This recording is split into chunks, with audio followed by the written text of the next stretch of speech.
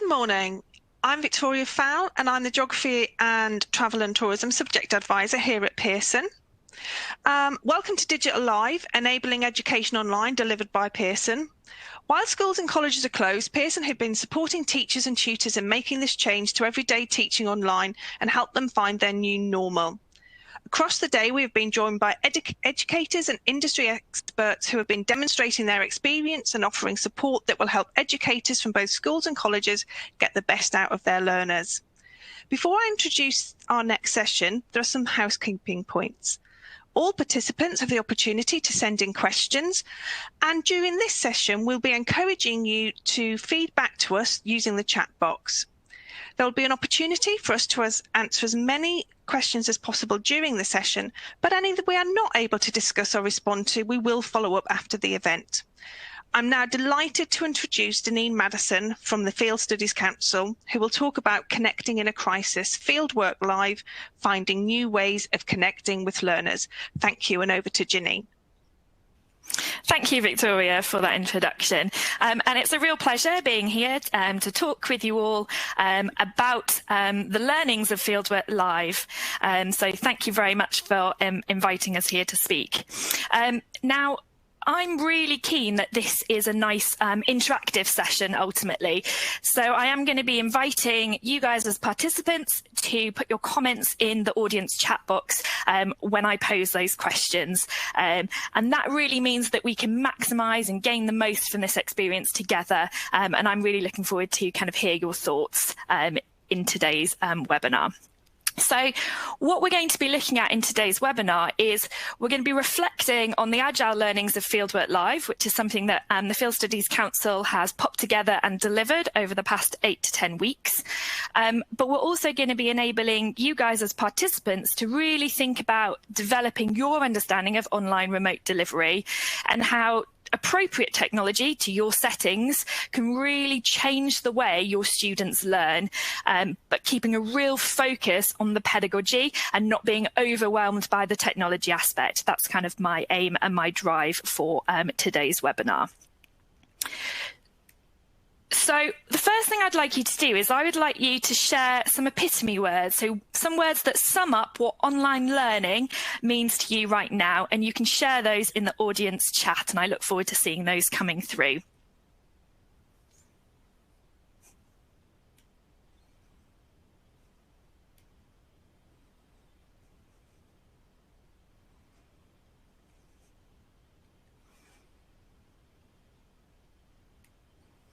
I'd also like you to then share your experiences of online learning. I can already see some people are typing some bits in there. So we've got words like challenging from Martine. The fact that there's independence involved, Habon, and I agree, that's a really interesting comment there. Tim, your comment of community, I'm going to come back to that because for me, community was something really integral to the work of Fieldwork Live. Now, Zach, your comment there about setting the pace. Now, I think that's one of the most challenging things with online learning. I know as a teacher in a classroom or in the field, pace is so much about monitoring, seeing, listening to your learners, but also seeing the non-verbal cues, and that can be quite challenging otherwise. Yeah, and Martine, I completely agree. The pedagogy should always come first, really thinking about what we're trying to do. Really nice to see these comments coming in. I agree, Sue, about it being draining. And I think when you're putting together your packages or your delivery of online learning, making sure that we're really thinking about having those checkout times away from screen to make sure that as a deliverer, as a facilitator of your online learning, you're giving yourself some time, but also your learners some time there as well. Wendy, I completely agree. There is an access issue, and we'll talk a little bit. I will touch on digital poverty aspects within my presentation and what we try to do in regards to Fieldwork Live. That's really wonderful to see those coming through, and do feel free to continue to pop those on as well as we continue through sharing those experiences. But I'm going to move on to have a think about why the Field Studies Council, as an environmental education charity, wanted to get involved with online learning. Now, I've popped up our vision as a charity up on your screen there. And so actually, that is a bit of a juxtaposition to, if we think about online learning, creating a world where people feel connected to the environment, enjoy the benefits of the environment, take people outdoors, actually seems a bit different to online learning, a bit of a juxtaposition. So you might be thinking, why is someone from an outdoor environmental charity, education charity, talking about online learning?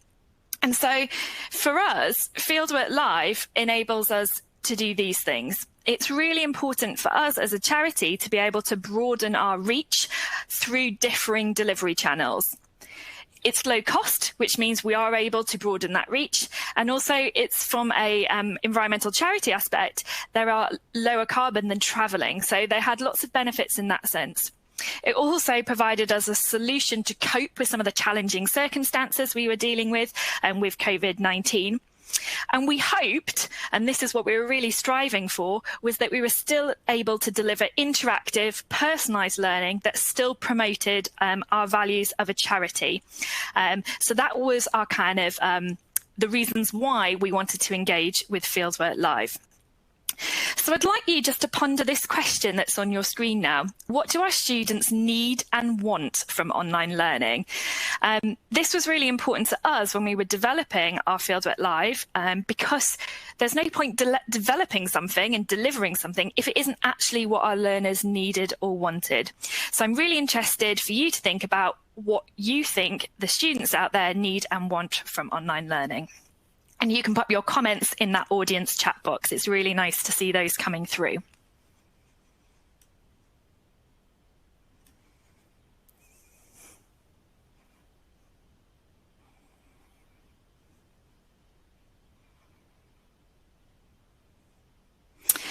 I think that, Martine, your comment there about connection, we know that lots of our learners who are used to spending huge amounts of time with their peers, their friends, they are lacking that in their home environments at the moment. So some form of connection is really crucial. I agree. Yeah, and some form of face-to-face in a way as well, to minimise those feelings of isolation as well. Some feedback. Now, that's a really interesting one, Olivia, and I completely agree. They want that feedback, that direction, that engagement. They want to know what they're doing as they're independently working through some learning is having an impact and that they're going in the right direction and how they can improve. They want that. Oh, that's really nice, isn't it, Sue? Really important that you're able to have that connection with that particular student. Yeah, Julie, I completely agree. And that it matters. So the work that they're doing is valued and that it matters. It's still moving forward. And so this is something that I would really recommend when you're thinking about your own online delivery, keeping those needs and wants alongside what you as an educator need to be delivering as part of your remote online learning, but really thinking about those needs and those wants from the pupils. I completely agree. They have missed that social side, so completely agree. And so for me, when we were designing Fieldwork Live, we wanted to fulfill those needs and wants. And as teachers and as facilitators, there was 4 main roles that we wanted to kind of fulfill. And these are 4 main roles that you guys as educators would also be fulfilling. There's a pedagogical aspect, a teaching and learning aspect. There's also that social aspect, and lots of you guys have commented on that. There's also a managerial aspect. Learning remotely online is different, and you as teachers need to manage that, much like you would manage a learning environment of a classroom. We still have to do the same in a remote online delivery. And there's also a technical aspect in ensuring that our learners can engage and access with the technology that you're utilising. So what I'm going to be having a bit of a talk about, first of all, is the pedagogical aspect of what the FSC developed with Fieldwork Live, and we'll move on to having a look at how we manage the roles the other roles, the social, the managerial, those technical roles. So we're going to start with the pedagogical aspect. And if you've got any questions, I know, Sue, there is a typo, I'm very sorry. If you've got any questions that come through, Victoria is here to maybe answer some of those questions, and I can respond to some in the audience chat as well. So the first element that I want to kind of touch upon is the structure for Fieldwork Live. So we wanted to have something that we kind of have termed a bit of a sandwich three-step approach. And we had three distinct sections of Fieldwork Live. The first being a supporting resource section. So this included teacher guidance documents, so how teachers could engage with the resources, what they should be doing. There was also some pre-lesson preparation, and there was also a live handout sheet, and those were all within that supporting resource packet. We then wanted to have a live lesson where there was interaction, a chance for shout outs, a chance for questions, and a chance for students to participate alongside the students, other students, and alongside us.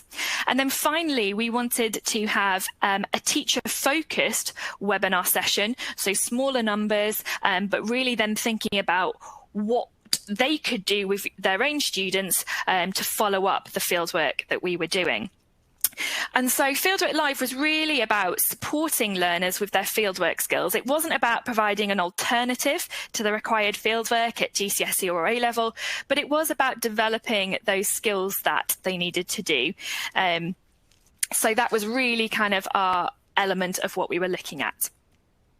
And so if we just reflect on the resource pack in particular, the resource pack, we wanted this resource pack to be participatory. We wanted there to be activities. So for the 10 live lessons that we had, so there was 10 themes, and they ranged from Key Stage 2 right the way up to Key Stage 5, with various different lessons in their science and geography.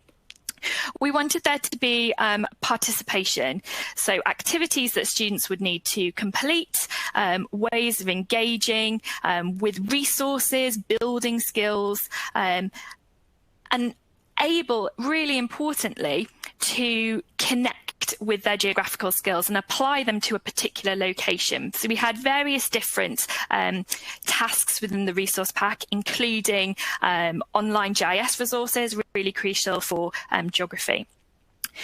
These pre-fieldwork tasks encouraged inquiry, so they encouraged students to engage with data,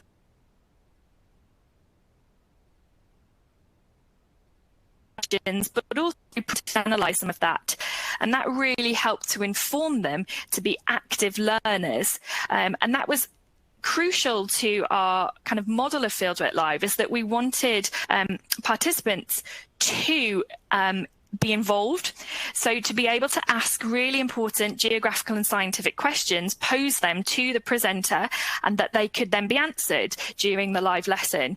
And we were supported by our kind of partner on this, which was Encounter Edu. They have a lot of input and a lot of guidance for teachers to help their students generate higher order questions while using remote methods such as the ones that we are working on. Then we had the live lessons itself.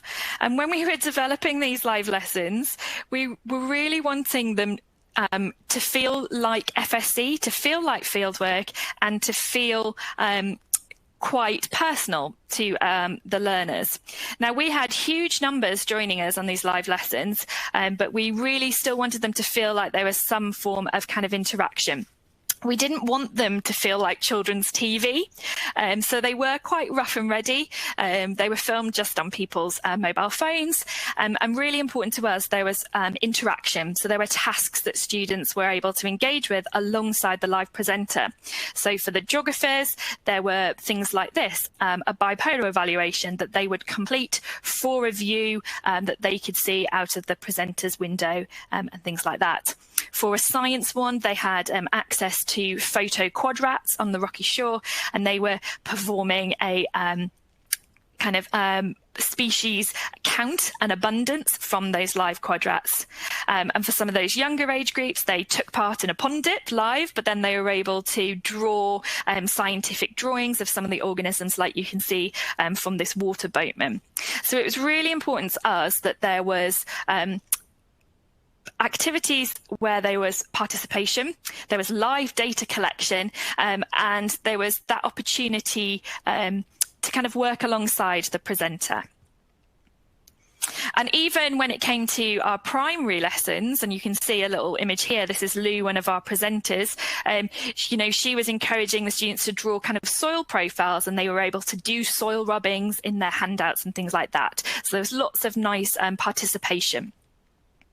And then we had the teacher webinars, and these were not obviously pupil focused, but they're about sharing teaching and learning ideas between teachers. So they built a kind of community of support, and that was really, really important, as we know lots of teachers are navigating this strange time, this move to online remote delivery, and actually providing that community of support to think about how they can utilize the Fieldwork Live resources and those what next. So within each of these follow-up teacher webinars, we were sharing kind of 3 teaching and learning ideas to teachers, with the real emphasis on teachers personalizing and tailoring what they were doing to their own learners, who they know best of all.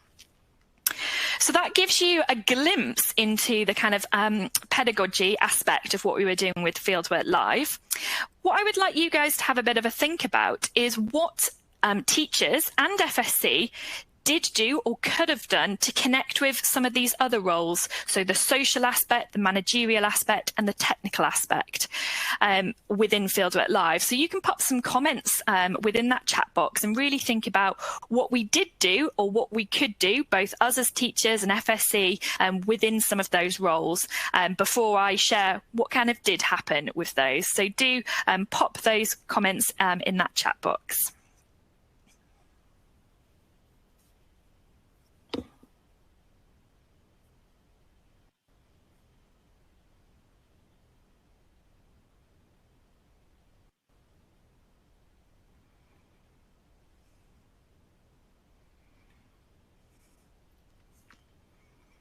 That's a great suggestion, Stacey. Really important that actually group work, which we would normally do loads within Fieldwork, and you guys as educators would do loads in the classroom, is that actually there could be some element of group project work based on the Fieldwork Live, encouraging students to collaborate on those. Yes, and maybe some quizzes to check knowledge. Really like that, Catherine. Yeah, Martine, that's a really interesting question, ensuring the teachers had enough tech skills to deal with it. I'll reflect a little bit about how us as FSC did that, but also how we encourage teachers to provide this learning support. Oh, I quite like that idea, Sue, there about connecting up, perhaps within an academy or within a local area.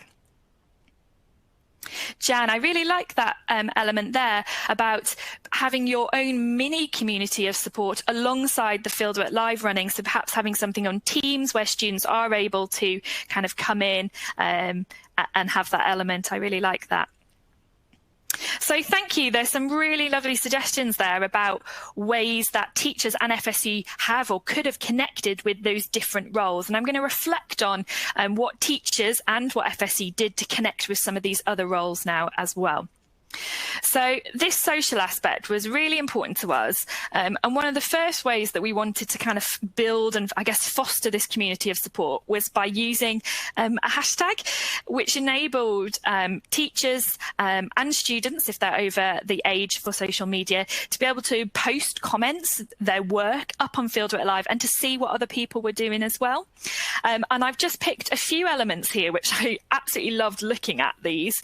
So this one teacher in the left there, so her students took part in the coastal Fieldwork Live, but she built this kind of social aspect where she had her sunglasses on, she had her little smoothie which she was pretending was an ice cream, and she was connecting with those, thinking about being on the beach and having those treats together. This teacher on the right was connecting with his learners, really talking about how he was getting his walking boots on, he was packing his day sack for the day. So again, really nice to build that community of support that teachers were doing. We also, as part of Fieldwork Live, had the ability for teachers to submit shout-outs to their schools. So we were able to connect individually with schools so that they would hear their school name being shouted out. And we also had submitted questions as well. So we were able to say, oh, we've had a question come in from Northfield School. They have asked, and then respond to that question as well. And that really helped to build that community of support and feeling connected. And we had some really nice feedback come through from teachers to say that students really enjoyed knowing that the work that they were doing, other students were doing at the same time or have done later on as well. So that was really nice to kind of see that element. One of the other roles, the managerial role, this was something that teachers have kind of connected with in lots of different ways, and we've been overwhelmed, I guess, with the response from teachers and how they've connected with Fieldwork Live and how they've made it appropriate and managed it with their own learners. So there is a fantastic teacher out there. I only know him as Mr. B, but basically he took one of our resource packs for our GCSE Quality of Life live lesson.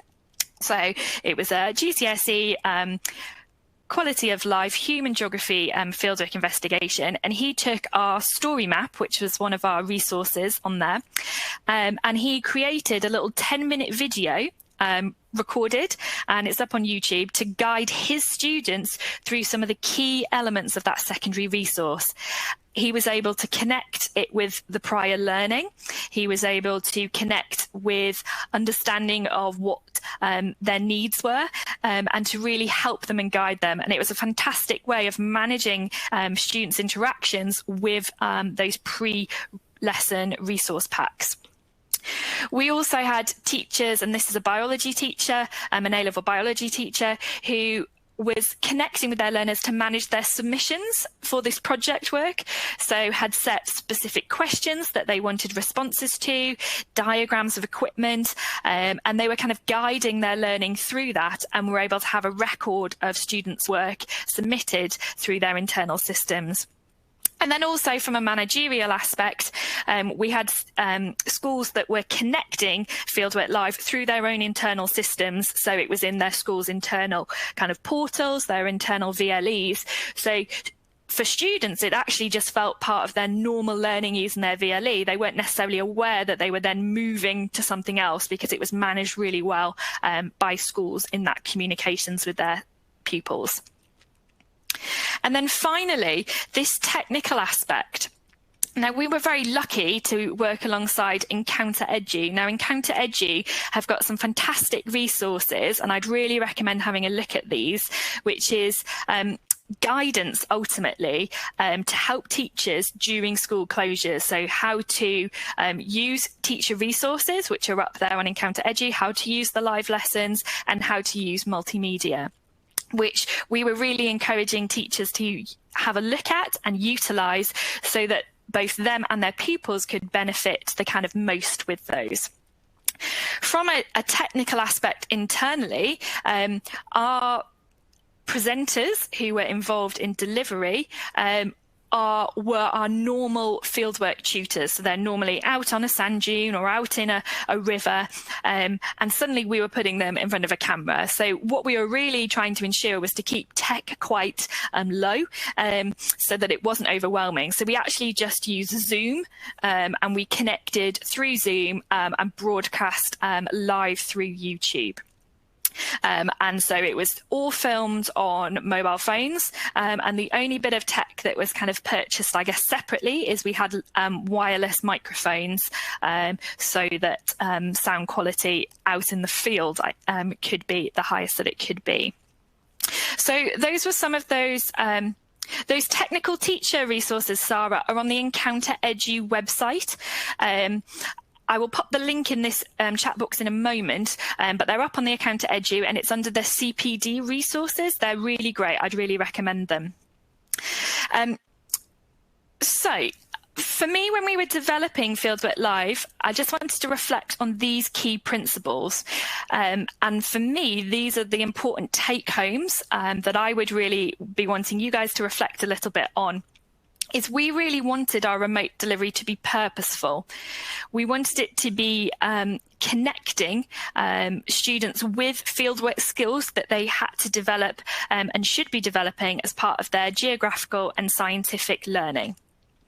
It was really, really important that we had interactivity, that we had participation, and that it felt meaningful, and that there was opportunities to do the same things as the presenter. We were still striving to have the same high quality teaching and learning that we would have face-to-face through remote teaching as well. So still aiming for good quality resources, good quality questioning, those type of things. That's what we were still aiming for. Really placing students at the centre of what we were doing, and ultimately still promoting our values as a charity. Now, something that is, I think, worth reflecting on was the need for agility within what we were doing, and a need to have quite a rapid iterative development process. So Fieldwork Live was developed ultimately in about 6 weeks of what we did. But within that 6 weeks, we had quite a lot, I guess, of change and challenge. So we started it whilst we still had schools were talking about being closed. So we kind of started talking about it then. And then suddenly we had a full-on lockdown. So we had to actually adapt what we were doing, which was why Marianne, one of our presenters, who was supposed to be presenting at a rocky shore, suddenly had to kind of be creative and build a rocky shore in her own back garden, which I think she did amazingly. She used her pond, she had stones. It was fantastic. So there was a need to adapt our delivery of our outdoor work. We also started off with just PDF resources, and then we had some feedback talking about the majority of students not having access to printers. And so that was really important to us, that students could access and use our resources and type their work in. So that was quite a quick change, but it was something that we hadn't really thought about. So we changed those to be editable PDFs. We really wanted our live lessons, those live videos on YouTube, to be available afterwards. So although they were hosted through YouTube Live, they were then available afterwards. So that was important to us, so that students could then go back, revisit. And again, that was a crucial aspect. We also had some feedback that teachers wanted some completed handouts. So for when it came to their marking element, looking over work. So that's something that we're just finishing off at the moment, and then they'll be going up and shared with teachers. And so kind of my reflection point there is, we had an end goal, which was to deliver Fieldwork Live, but there was a need to constantly look around, think about ways of improving, listen to what our customers, ultimately the people who are engaging with Fieldwork Live, kind of wanted and needed from those. And it's important, I guess, for us to be able to reflect on the impact, and you guys as facilitators of your online learning with your students should have a way of assessing the impact. Now, for us, we could look at numbers, we could look at learner hours, we could look at connections with teachers. And that was fine, but it didn't really tell us much. And it was actually some of these kind of elements here that were really important to us. So the comments here from a teacher where they have looked at reviews. So actually they were then able to phone or video chat via Teams and to discuss with their pupils the work that they were doing. And for us to hear that feedback, to see that was a really nice kind of reflection point for us to know that we were doing a right thing. And then also we had this, comment come through that a teacher really felt part of a geography community and felt that they could be more ambitious in their remote delivery teaching as well. And again, that was a really nice reflection for us at this point.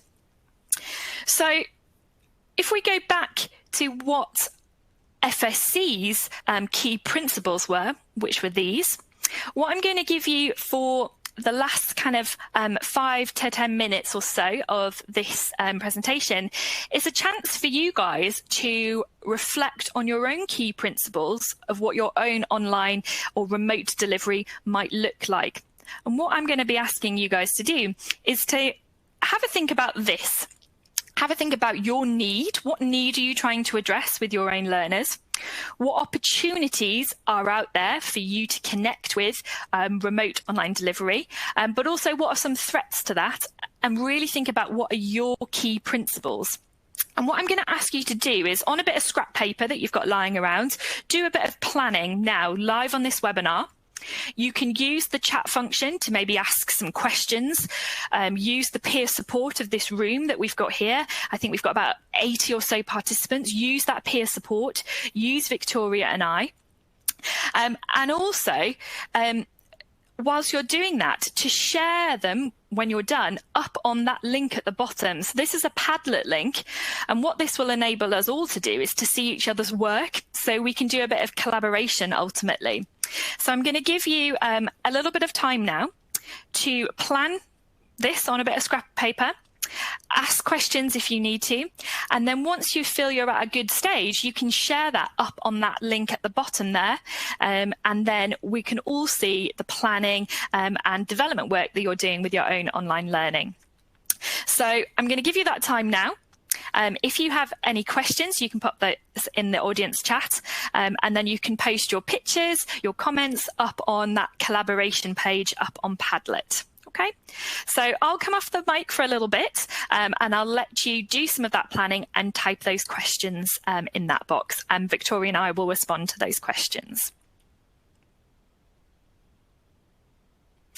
Yeah, no problem, Jan. So for me, FSC's key principles were really about it being interactive, participation, meaningful outdoor learning, even if it was in someone's garden, and promoting our values of sustainability, connecting with nature. Key principles will be unique to your setting. So it will be unique to something that you're perhaps working with your students, unique to your own delivery style. It's completely unique, but it's almost your founding principles for what your outdoor learning, your online learning, sorry, would be. I hope that helps, Jan.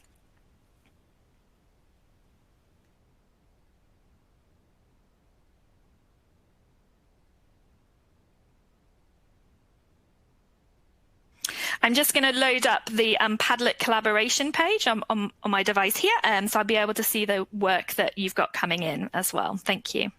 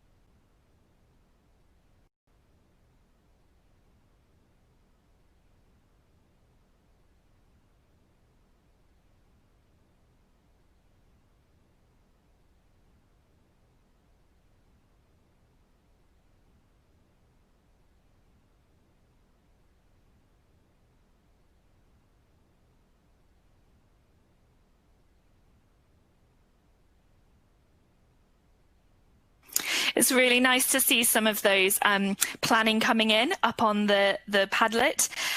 Someone has reflected on the fact that a real focus on English language skills was important to them as one of their key principles, and providing someone else has commented on the need for practical online work as well. So yeah, really nice to see those reflections coming in on that collaboration page.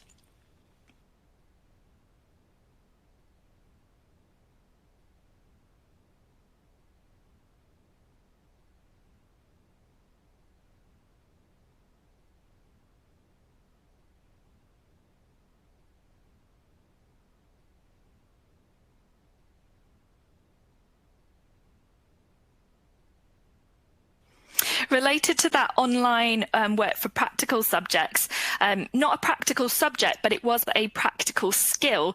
So dissection.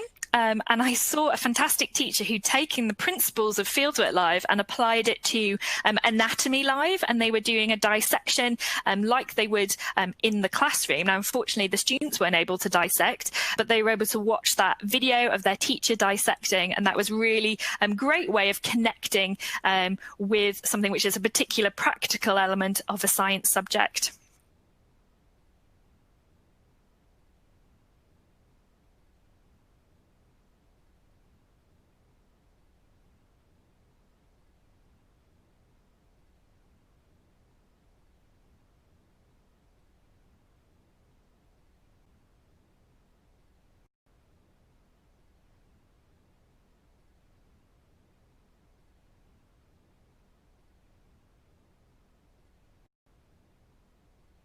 I can see someone has put as a comment as that need to provide a safe space, and safeguarding with online and remote delivery is incredibly important, and something that we know teachers in schools are making sure that they've got really strict in place. And I think that for us, we were able to be guided by Encounter Edu, and again on their teacher CPD pages, they've got some really useful information on safeguarding through that online remote delivery aspect.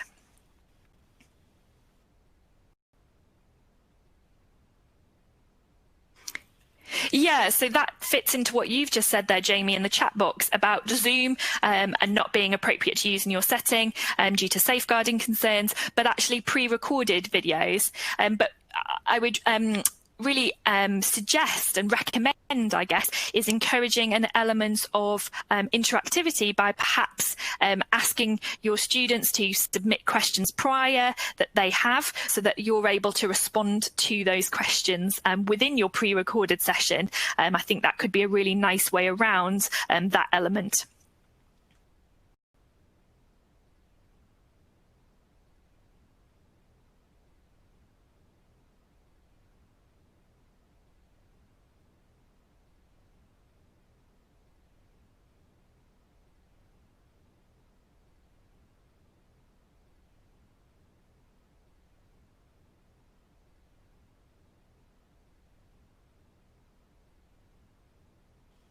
Someone has popped there just as a threat is maintaining motivation.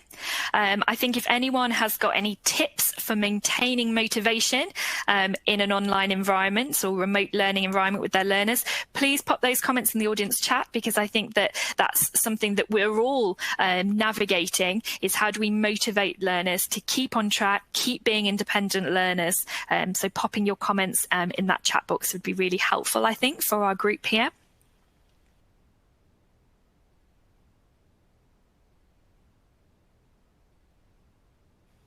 I've just seen your comment there, Jamie. Thank you. I'm glad that that sounds something that might work for you with those pre-submitted questions.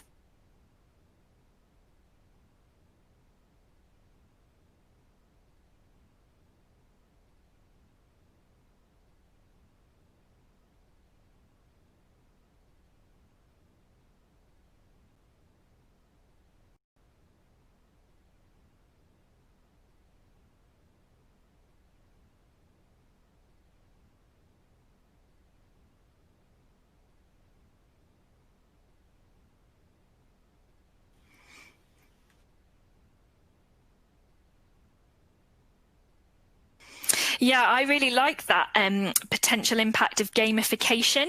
Now, that's something that we're looking at with Esri, who own and use ArcGIS, so that there's almost like a badging system. So students, once they complete an element, get a badge as such, and so they collect those. And that gamification aspect, I think, is really interesting as we perhaps move to doing more online remote delivery.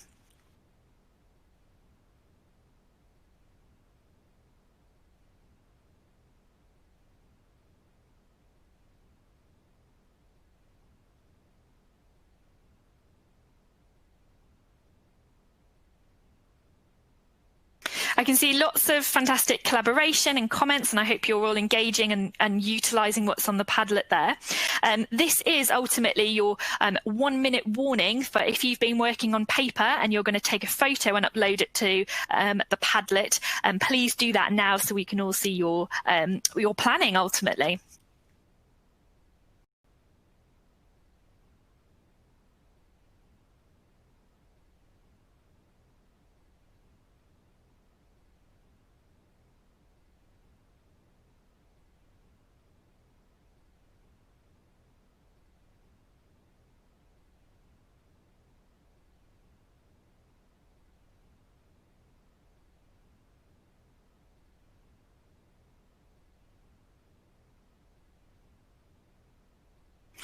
Yeah, that digital poverty aspect, Haban, of actually devices. So being able to connect at a time which is appropriate to that learner, which maybe once a parent is back from work in the evening on the family device. So pre-recorded for that element would be a way around that. I think we also have to think about internet and 4G and connectivity and schools and teachers working and knowing their own settings and providing alternatives, be that a postal version of handouts and things like that that can go alongside things as well. But yes, a complete threat to those pupils who aren't able to access the resources that they need to be able to connect with online remote delivery.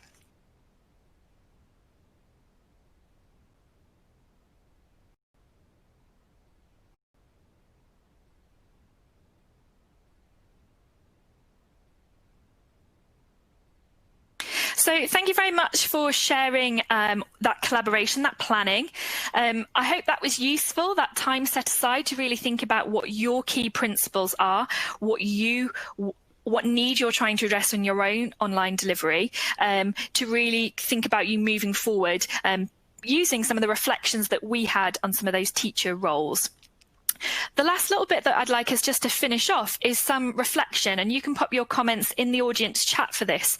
I'd like you to share something you've learned, something still to find out, and a next step action that you have. Now, you can number those if you're typing them in the audience chat, 1, 2, and 3, so we can see what you are reflecting on within those. So 1, something you've learned.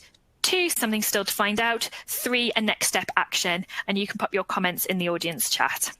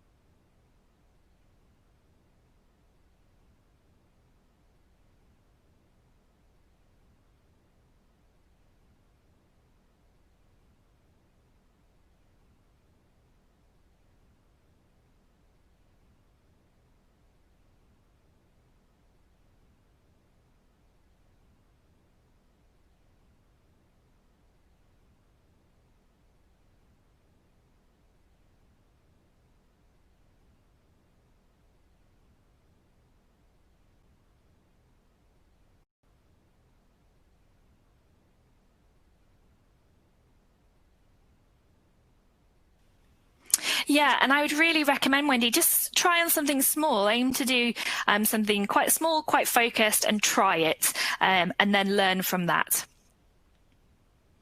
Yeah, Stacey, and that was something that we just popped together thinking, what would make sense? Well, we need to prepare students and teachers. We need to have something which feels like a community, and then we need to support teachers afterwards with what to do with it. So you might be able to think about a similar process in that.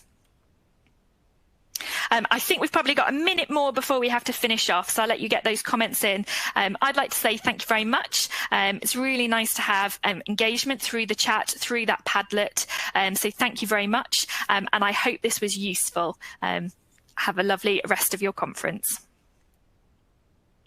Thank you very much, Janine. I've learnt a lot from that. So, and actually, I actually did some of the Fieldwork Live sessions with my young children. So thank you very much for that. It's been really great. And it's been really great for the audience participation. So thank you, delegates, for joining in. We'd be very grateful if you could complete the feedback survey that will pop up when the webinar ends. And do, if you've learned anything or you've got anything that you want to share, any plans that you want to action, please do let us know using the hashtag Pearson Digital Live, and you can also have a look back at the Digital Live website. But if there is any more questions, please do pop them in the question box, or do get in touch with us from our website using the Contact Us. Thank you very much to Janine this morning, and thank you, delegates. Bye-bye.